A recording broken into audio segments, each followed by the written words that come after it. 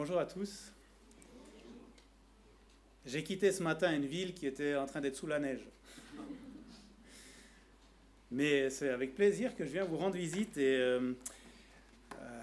c'est gentil de transmettre les salutations de la Servette. Mais je n'ai pas pu demander à l'église ce matin parce que quand je suis parti, c'était assez tôt.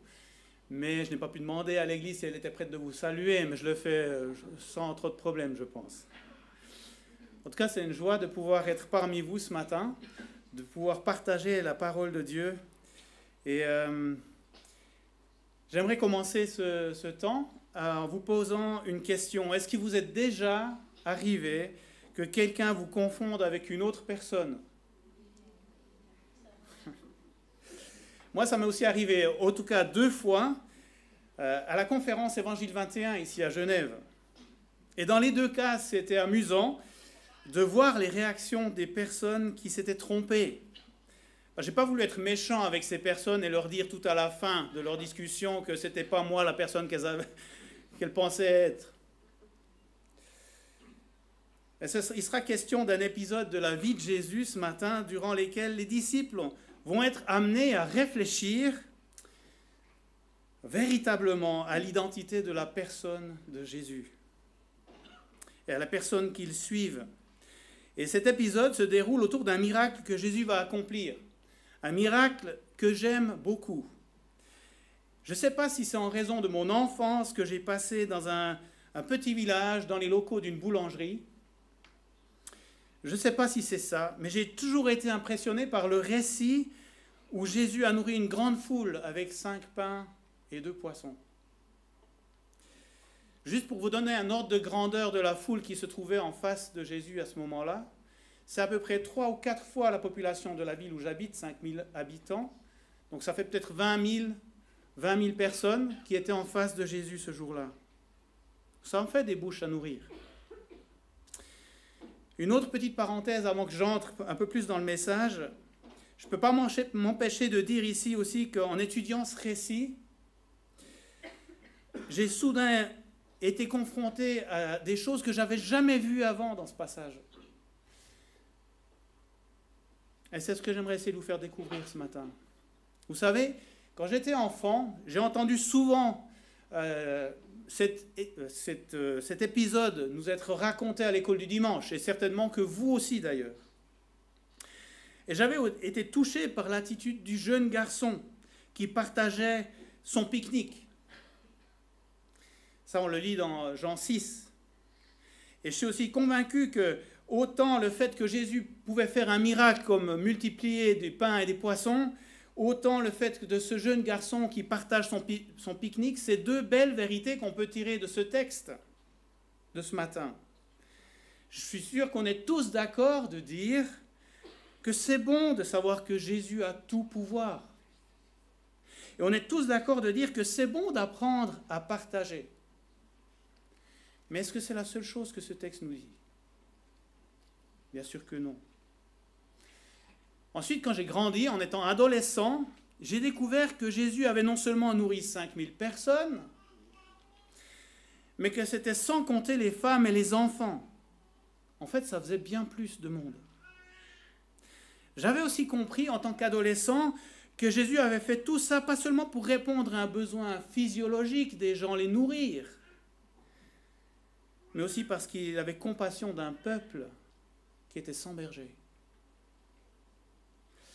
Et ce qui m'a le plus marqué à cette époque-là, c'était que cet épisode où Jésus multiplie ses pains et ses poissons arrive juste à un moment donné, après que Jésus a été décapité, que Jean-Baptiste a été décapité. On lit dans le passage parallèle en Matthieu ceci. Ah oui, pardon, il faudrait quand même que je passe les slides. C'est moi qui suis en retard, là. Alors, il y a un souci avec la cliquette.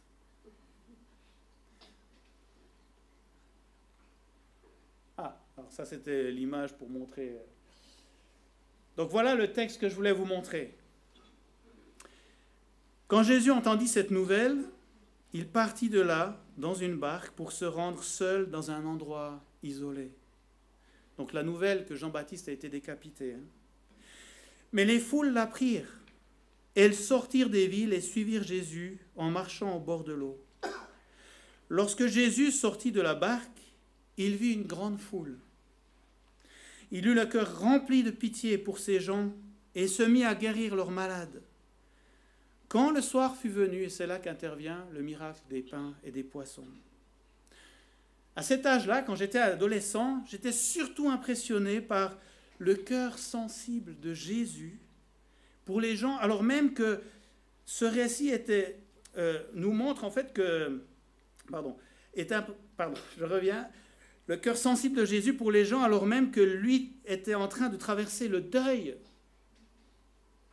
Franchement, si vous étiez dans sa situation, est-ce que vous auriez pris soin des gens? Moi, je ne suis pas sûr. J'ai vécu le deuil de mon papa il y a 2 ans en arrière. J'ai eu besoin d'un certain moment pour réfléchir à ce que signifie cette séparation. Je ne sais pas si j'aurais été prêt tout de suite à répondre à un besoin comme celui auquel Jésus a répondu. Puis, jeune adulte, par ma lecture régulière de la Bible, j'avais découvert que ce récit était en fait rattaché à l'enseignement de Jésus quand il dit être le pain de vie. J'avais jamais fait ce lien quand j'étais enfant, ni adolescent. Mais j'ai découvert dans ce rapprochement des textes une dimension encore plus profonde de ce miracle. Pas juste le miracle. Je comprenais que Jésus voulait dire au peuple, vous avez faim et soif, mais pas seulement de poisson et de pain. Vous avez faim et soif de quelque chose qui nourrit votre cœur. Mais de quoi voulez-vous nourrir votre vie, votre cœur?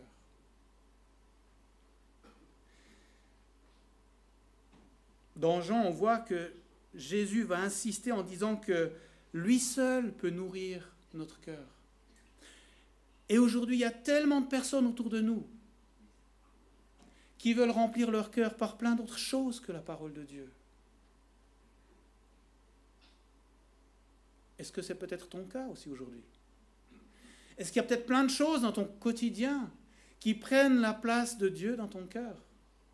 Si tu arrives à dire « je serai plus heureux si » et que ceci n'est pas Jésus, peut-être qu'il y a quelque chose qui prend la place de Dieu dans ta vie, dans ton cœur.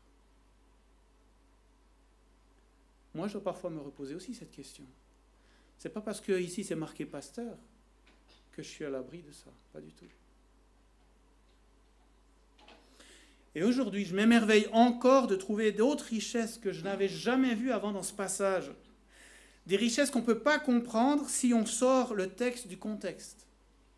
Des richesses qu'on ne peut pas non plus comprendre si on en reste juste à une lecture factuelle du texte. Ça, c'était le texte de Jean, quand il dit « Je suis le pain de vie ». Vous savez, si je devais imaginer un peu ce que j'essaye de vous dire ici, c'est comme si je vous montrais cette image. Quand on voit cette image, on se dirait, bah tiens, c'est des insectes ou des papillons ou quelque chose comme ça. À bien regarder, on pourrait penser que c'est une toile qui ne représente que ça. Mais quand on prend un peu de recul, on voit qu'il y a quelque chose d'autre.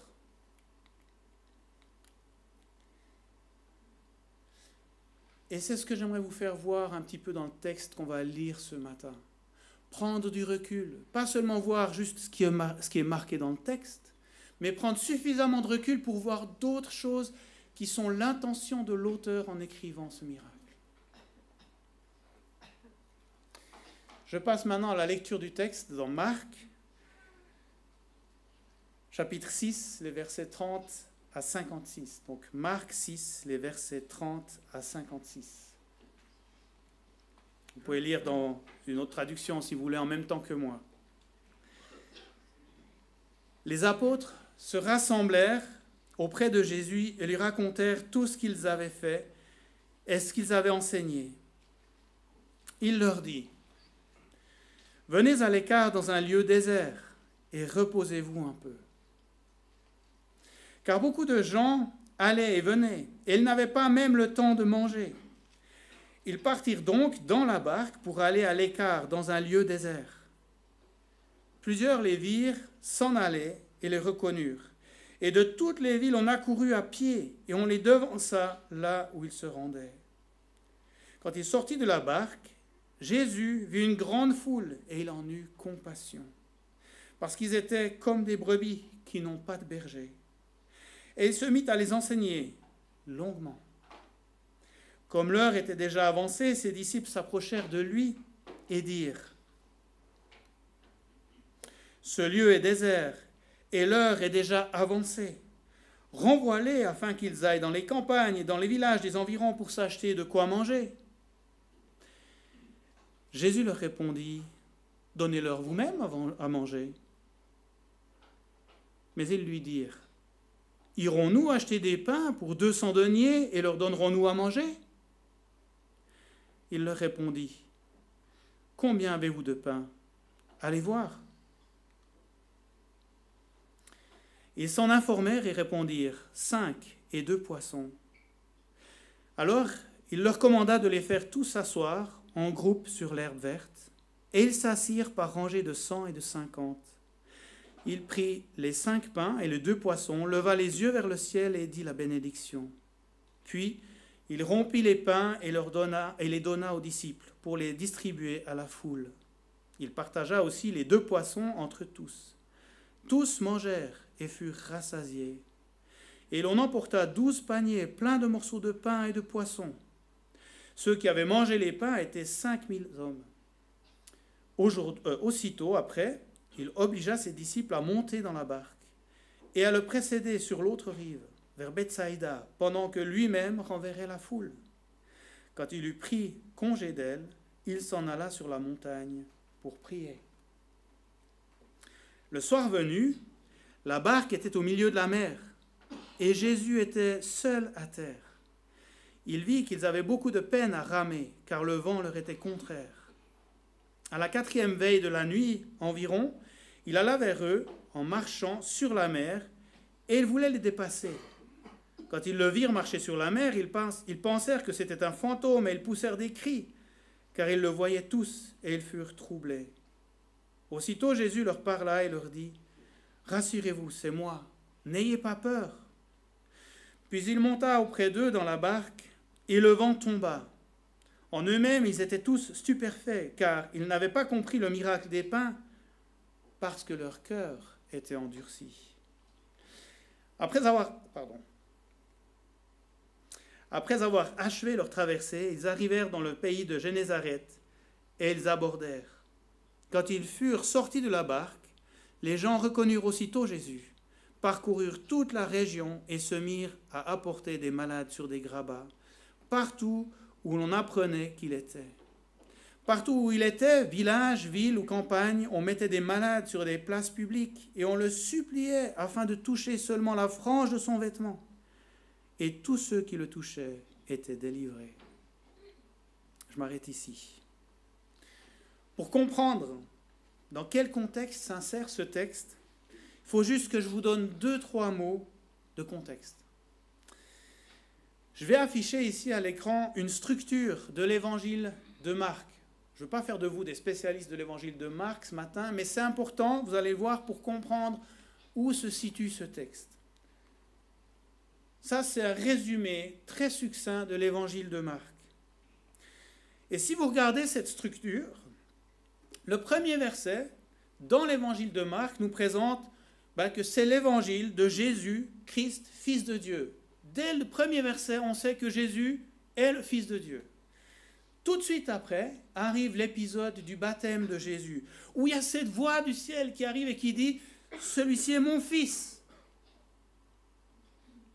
Et Marc identifie clairement à cet endroit-là même de l'évangile, tout au début, voilà de qui il sera question dans mon évangile. Et on passe après à une longue période, du verset 14 du chapitre 1 au verset 26 du chapitre 8, où il y a plein de miracles qui sont racontés. Au début, on voit des hommes et des femmes qui entourent Jésus et ils se posent des questions, mais c'est qui cet homme? Et pendant tous ces miracles qui sont opérés par Jésus, par contre, ce qui est frappant, c'est que chaque fois que Jésus rencontre des démoniaques, des gens possédés par des mauvais esprits, les mauvais esprits, eux, ils déclarent « Mais ça, c'est Jésus-Christ !» D'un côté, on a des hommes et des femmes qui disent « Mais c'est qui, lui ?» Puis de l'autre côté, on a les démons qui disent « Mais c'est Jésus-Christ !» C'est quand même intéressant, non? En fait, tout ce passage est là pour nous dire « Mais qui est Jésus pour toi ?» C'est qui ce Jésus que tu accompagnes? Et on va voir ici dans ce texte que les disciples, ils accompagnent un Messie, mais ils se demandent pendant presque tout l'évangile, mais c'est qui lui? Et je trouve ça incroyable, ce contraste entre les humains et les esprits mauvais qui déclarent qui est Jésus. Pour eux, il n'y a pas de doute.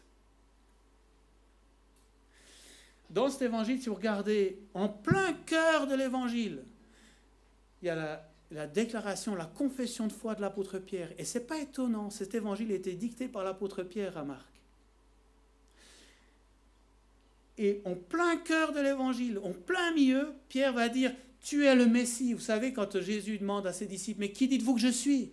Pierre va dire « Tu es le Messie ». Et puis juste après, Jésus va devoir reprendre Pierre et dire « Arrière de moi, Satan ». Parce que Jésus venait de dire qu'il va devoir mourir, etc. Je ne vais pas vous faire tout le plan maintenant de Marc, mais juste pour vous dire, le texte qu'on va aborder est dans la partie verte que j'ai mis surlignée ici. Et cette partie verte, je vais vous montrer qu'elle est encore divisée en 3 parties.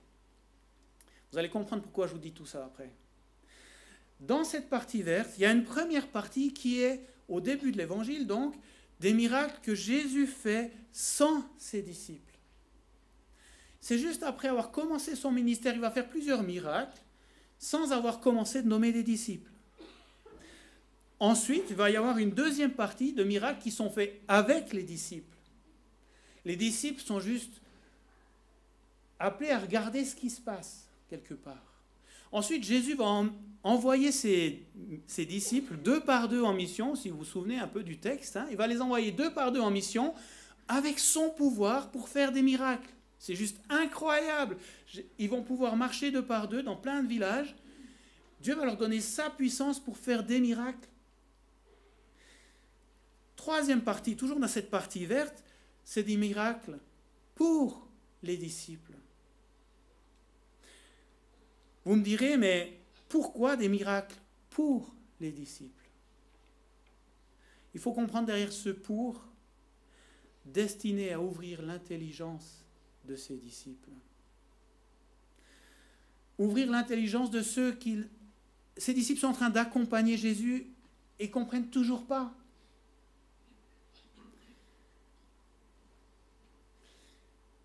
Dans leur cheminement avec Jésus, les disciples, je vous l'ai dit, ils ont été confiés, Jésus leur a confié une mission.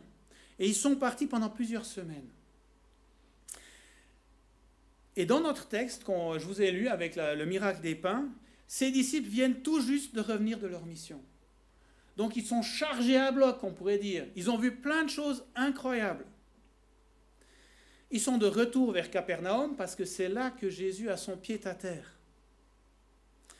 Jésus les accueille, mais comme lui et ses disciples sont complètement submergés par les foules, il les invite à prendre une barque pour aller un peu plus loin à l'écart. On ne sait pas grand-chose de ce qui s'est passé sur cette barque, des échanges que les disciples ont eus avec Jésus. Mais vous savez, cette barque, c'est un tout petit peu comme la salle de classe de Jésus. C'était presque le seul endroit où Jésus pouvait avoir ses disciples tout proches et pouvoir les enseigner vraiment, profondément. Des fois, je m'imagine ces disciples dans cette barque, avec Jésus. Juste après cet épisode où ils ont fait plein de miracles, je vois que dans la salle, il y a pas mal d'hommes. Je ne sais pas si vous, les femmes qui êtes présentes ici, vous avez déjà entendu votre homme ou les hommes entre eux parler de l'armée. Il y a des fois, il y en a là. Parce que, ah ouais, toi t'as vécu, ah moi j'ai vécu ça, c'est incroyable, on apprend, on attend pour courir, on court pour attendre, etc. Vous avez certainement entendu déjà plein de choses. Ou bien si vous êtes peut-être confronté à un petit groupe avec des infirmières, ça m'est arrivé, c'était pas un moment joyeux parce que moi je verse déjà rien que quand on me raconte des choses avec du sang, donc vous mettez deux infirmières ensemble, c'est très compliqué pour moi. Mais sur cette barque, il devait y avoir un peu quelque chose de ce style. Une émulation un peu de tout ce qu'ils avaient pu vivre. Et je me suis dit, on passe assez vite sur ces versets, mais rendez-vous compte, ces disciples, ils ont déjà vécu quelque chose d'incroyable, ils reviennent vers Jésus, il y a tout le temps du monde. Le texte nous l'a montré. Il y a tout le temps du monde. Donc, et en plus, ces gens, ils les suivent depuis le bord du lac. Quand ils voient la barque de Jésus qui se déplace, ils suivent la barque depuis le bord du lac pour au moins être sûr que quand il revient au bord, ils puissent de nouveau atteindre Jésus. Quel rythme ça devait être pour Jésus et ses disciples. Franchement, quel rythme! C'est déjà la deuxième fois dans l'évangile de Marc qu'on voit ce petit texte qui nous dit qu'ils n'avaient même pas le temps de manger, l'équipe. Les foules assaillaient Jésus à tout moment. Et elles continuaient de venir pour écouter Jésus, mais aussi pour qu'il guérisse des gens, délivre certaines personnes d'esprits impurs. Et Jésus devait sans doute ressentir cette fatigue chez ses disciples. Surtout quand, en voyant le soir arriver, il propose à Jésus, donc les disciples proposent à Jésus de renvoyer les gens dans les villes et les villages de la région, histoire qu'ils trouvent de quoi manger dans ces villages, mais aussi parce que j'imagine, les disciples ils devaient se dire, mais hein, Seigneur Jésus, mais tu ne voudrais pas un peu qu'on ait de l'air?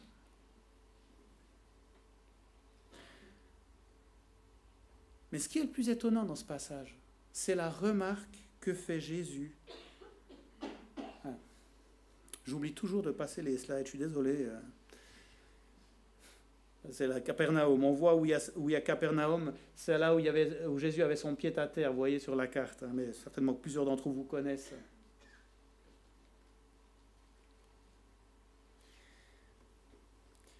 J'aime beaucoup cette phrase de Jésus qui s'adresse à ses disciples.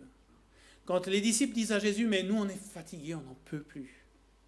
Qu'est-ce que dit Jésus à ses disciples? Mais donnez-leur vous-même à manger. C'est étonnant comme remarque, non? Comment est-ce que vous auriez réagi, vous, si vous étiez fatigué, vous n'en pouviez plus, et qu'on vous dit encore, mais donnez-leur vous-même à manger?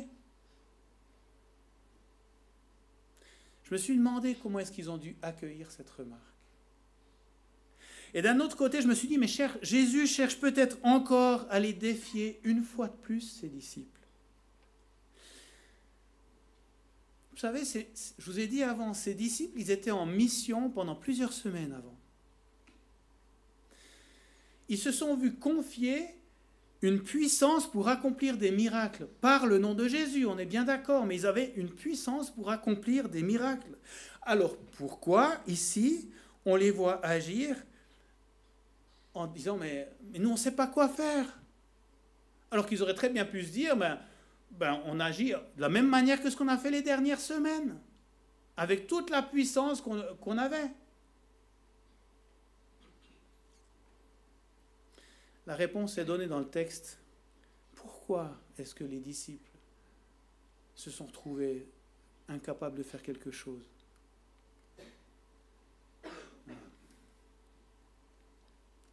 Leur cœur était endurci. Ça aussi, c'est étonnant.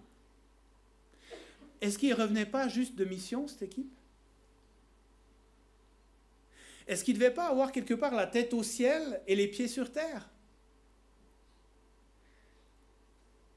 Ils ont tellement vécu de choses surnaturelles pendant ce temps où ils étaient deux par deux en mission, qu'on pourrait se dire, mais comment c'est possible qu'ils n'ont pas pensé à dire, on va prier le Seigneur et puis il va agir?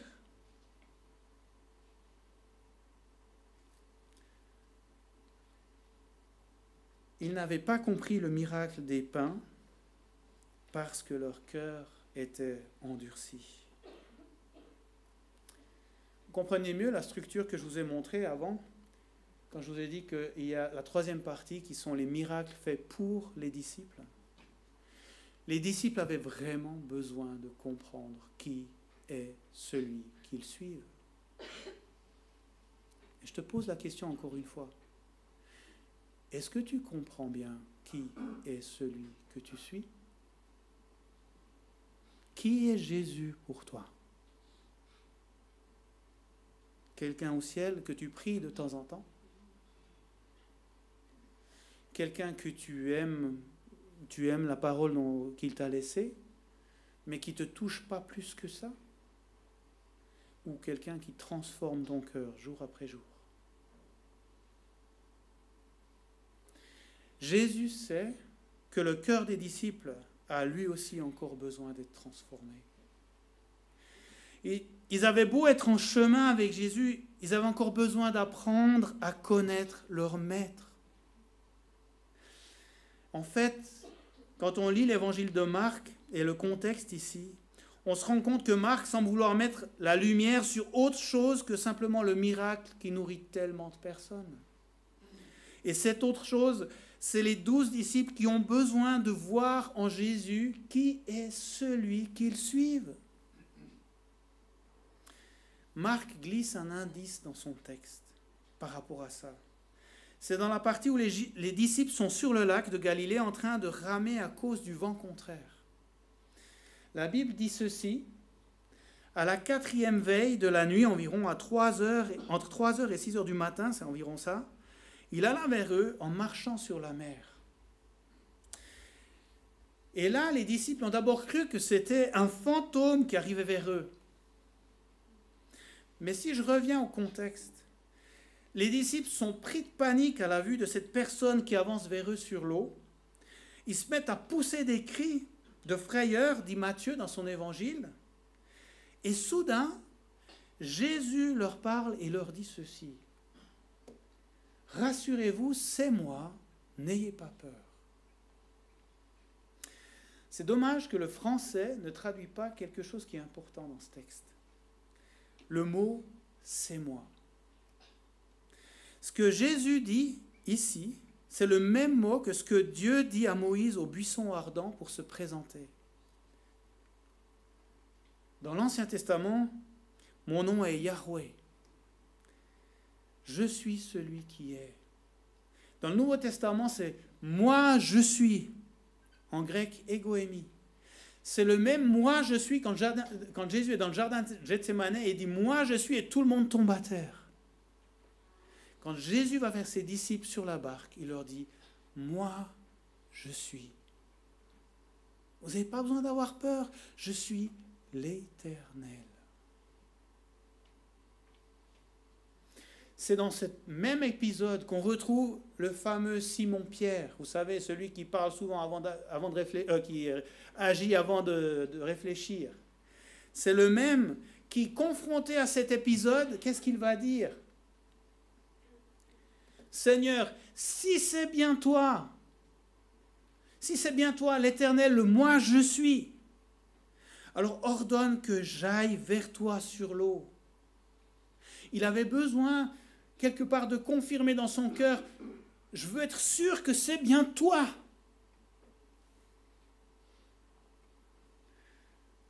Comme vous le voyez à l'écran, ce passage est tiré de l'évangile de Matthieu, un des disciples de Jésus. Ça montre quoi? Ça montre que autant Matthieu, autant Pierre que tous les autres disciples, ils étaient fragiles. Ils avaient besoin quelque part d'avoir des confirmations de qui était avec eux dans ce bateau ou en train de se joindre à eux en marchant sur l'eau.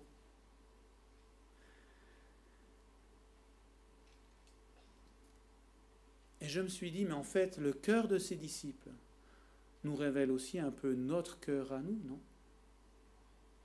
Combien de fois? Est-ce que ça vous arrive encore de douter?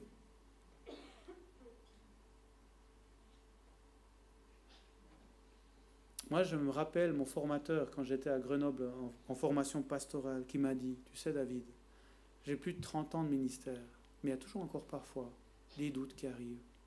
Et si tout d'un coup,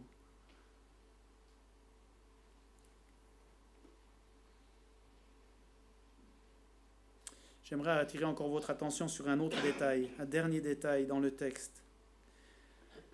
Dans cet épisode, à un moment donné, juste après la multiplication des pains, Jésus va dire quelque chose d'assez étonnant à ses disciples. Aussitôt après avoir fait ce miracle, il obligea ses disciples à monter dans la barque et à le précéder sur l'autre rive, vers Bethsaïda, pendant que lui-même renverrait la foule. Les traductions les plus littérales de ce verset disent « il les obligea, il les contraignit ». Je vous pose la question, mais pourquoi Jésus a obligé ses disciples à monter sur la barque? Qu'est-ce que vous pensez? Est-ce que c'est à cause de leur fatigue? Allez vous reposer, pendant que moi je me débrouille avec la foule. On pourrait le penser, peut-être. Mais dans l'évangile de Jean, pour le même récit, on a un indice supplémentaire. Et cet indice, je vous le montre ici. Ces gens, à la vue du miracle que Jésus avait fait, disaient « Vraiment, c'est lui le prophète qui vient dans le monde ?» Jésus, sachant qu'ils allaient venir l'enlever pour le faire roi, se retira de nouveau sur la montagne lui seul. Ici, Jean nous donne la clé. Jean révèle ce que Jésus savait. En fait, la population discernait en Jésus un nouveau roi, celui qui allait peut-être remplacer Salomon ou David. Waouh! On va le prendre et on va le nommer roi. Certes, Jésus était roi, mais pas de la même manière que ce que la population le pensait. Et une des raisons pour lesquelles Jésus renvoie ses disciples sur la barque, c'était certainement pour que les disciples ne soient pas pris par cette envie de vouloir faire Jésus roi de cette manière. Et donc les disciples, en les obligeant à ne pas rester sur les lieux, justement, il voulait leur épargner de faire de Jésus un roi. Et ça fait d'autant plus de sens en se rappelant comment Jésus s'est présenté à ses disciples, en les rejoignant sur la barque. Moi, je suis. Pour dire, ne me confondez pas avec David, Salomon et tous les autres. Je ne suis pas un prophète, je ne suis pas un roi comme eux. Je suis prophète, oui, mais pas dans ce sens-là. Je suis roi, oui, mais pas dans ce sens-là. Ne me confondez pas. Je suis le Fils de Dieu. D'ailleurs, juste après ce passage, arrive le passage de la transfiguration. Vous savez aussi, vous connaissez ce passage, où Jésus est au milieu d'Élie et de Moïse. C'est pas rien non plus ce passage. Parce que dans ce passage, on est confronté à quoi? Quand Jésus est devant ses 3 disciples, Pierre s'agite et il dit « Ouais, on va pouvoir faire des tentes pour vous 3, c'est super !» Mais il y a de nouveau cette voix du ciel qui vient et qui dit « Celui-ci est mon fils bien-aimé, en qui j'ai mis toute mon affection. Écoutez-le. » Ne le confondez pas avec Élie, qui est l'un des plus grands prophètes d'Israël. Ne le confondez pas avec Moïse, qui a apporté la loi. Et ces 2 personnages étaient vénérés par les Israélites. Mais je ne suis pas comme eux. Je suis le Fils de Dieu. Ça fait toute la différence. Qui est Jésus pour toi? J'arrive à la conclusion. C'est impossible d'aller dans tous les détails du texte, mais je voulais vous faire voir des choses qu'on ne voit pas souvent quand on lit le texte comme ça.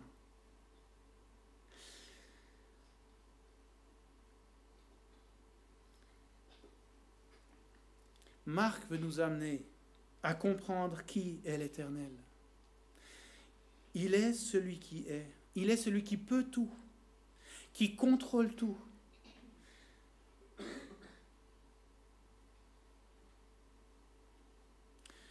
si les disciples étaient restés avec les foules sur le rivage, ils auraient peut-être été tentés de faire comme les foules, croire que Jésus n'était qu'un nouveau libérateur, un nouveau roi. Mais sur ce bateau, Jésus voulait qu'ils saisissent son identité de fils de Dieu. Et Marc nous dit pourtant qu'ils avaient le cœur endurci. Je ne sais pas quel est l'état de ton cœur ce matin. Peut-être que tu vis des choses pas faciles dans ta vie. Peut-être au contraire, tu es tout feu, tout flamme, comme les disciples qui revenaient de leur temps de mission. Je ne sais pas où tu en es. Mais ce que ce texte nous invite, c'est de réfléchir à qui est Jésus pour nous.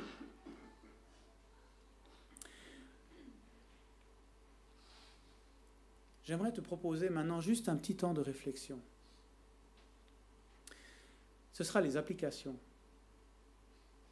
En fonction de tout ce que j'ai pu dire ce matin, de ce que les disciples ont vécu avec Jésus lors de cet événement de la multiplication des pains et des poissons, quelle application pourrais-tu apporter à ce message? J'ai vu avant qu'André vous a donné la possibilité de participer en réagissant à sa question. Je t'invite maintenant à le faire librement. En fonction de tout ce que je viens de vous dire, quelle serait l'une des applications que vous pourriez vivre pour votre vie?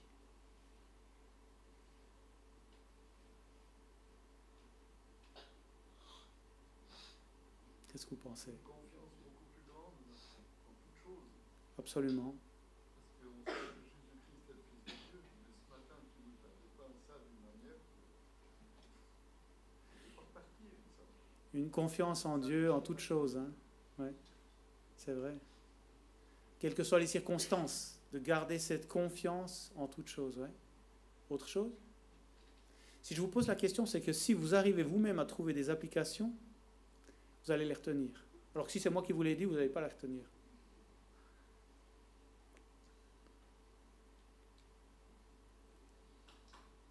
Qu'est-ce que vous pensez? Dieu est patient. Dieu est patient. Oui. Il a de la compassion. Il a de la compassion.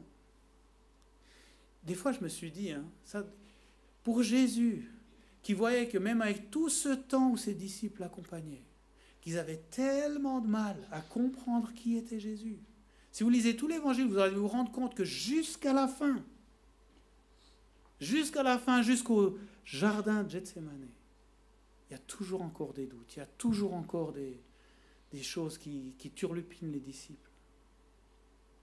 Il faut chercher en permanence et au détail à identifier Jésus. Oui, chercher en permanence et dans le détail à identifier Jésus. Oui. Merci. Annoncer l'évangile encore et encore et encore.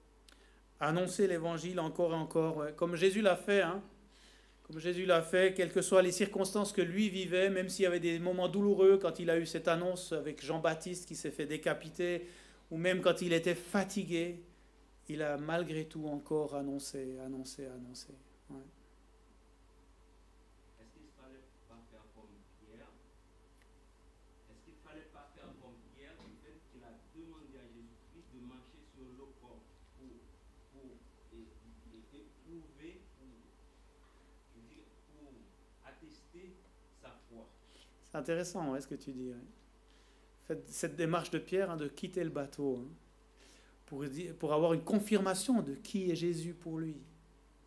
Ce qui est intéressant, c'est que même après ça, Pierre a encore douté, mais malgré tout, tous ces épisodes ont contribué à ce que ça affermisse la foi de l'apôtre Pierre.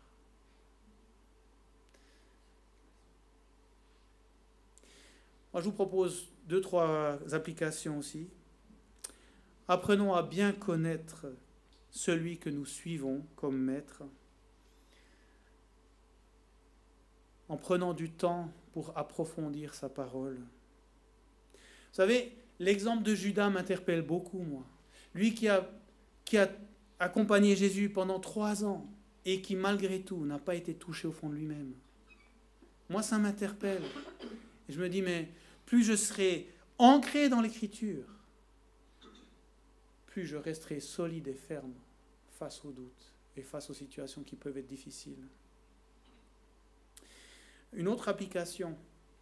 Apprenons à nous rassasier de la personne de Christ et pas des autres choses qui voudraient prendre sa place. Je vous ai dit tout à l'heure, tout au début, il y a tellement de choses dans ce monde qui nous entourent, qui voudraient prendre la place de Jésus-Christ dans notre vie. Ne laissons pas cette place à quelqu'un d'autre que Jésus-Christ. Apprenons aussi à confesser nos péchés pour ne pas avoir un cœur récalcitrant qui brouille notre relation avec le Père. J'étais surpris quand je voyais dans le texte que ces disciples avaient un cœur endurci. Alors qu'ils venaient de vivre tout un temps de mission, ils avaient un cœur endurci. Et parfois, il peut y avoir des situations dans notre vie où on peut avoir un cœur endurci. Ne pas vouloir régler certaines choses, soit avec Dieu, soit avec des frères ou des sœurs de l'Église. Abandonnons ça. Déposons ça à la croix. N'ayons pas des cœurs endurcis. Et dernière chose, apprenons à placer jour après jour notre confiance dans le Fils de Dieu qui nous a dit « Rassurez-vous, c'est moi, n'ayez pas peur, je suis là. » Que cette phrase puisse résonner en vous. C'est moi l'Éternel. Celui qui était au début et qui sera à la fin. Rassure-toi, quoi qu'il arrive, je suis avec toi. Amen. Je prie encore. Père éternel, je voudrais te remercier. Te remercier pour tout ce que tu nous apprends par ta parole sur toi. C'est-à-dire, tu vois combien de fois je peux m'identifier à ces disciples, que ce soit à Pierre ou à d'autres qui ont eu parfois des réactions tellement surprenantes, mais qui sont parfois les miennes aussi dans certaines circonstances. Je te demande pardon, Père, pour toutes les fois où je t'attriste, toutes les fois où voilà, dans ma marche, il y a des loupés. Mais je sais que ton amour reste le même. Comme ça a été dit tout début du culte, tu es fidèle.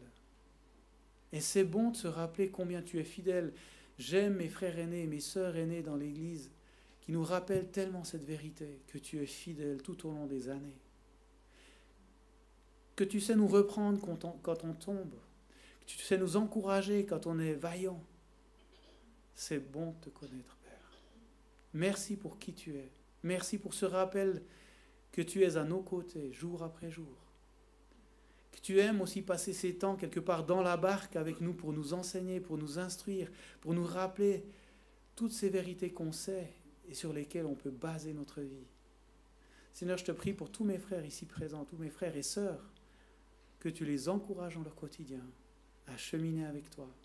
Rassure-les là où il y a des doutes, affermis-les, et qu'on puisse se présenter devant toi, heureux de te connaître, rassurés pour l'espérance que nous avons avec toi. Dans le nom de Jésus. Amen. Merci de votre attention.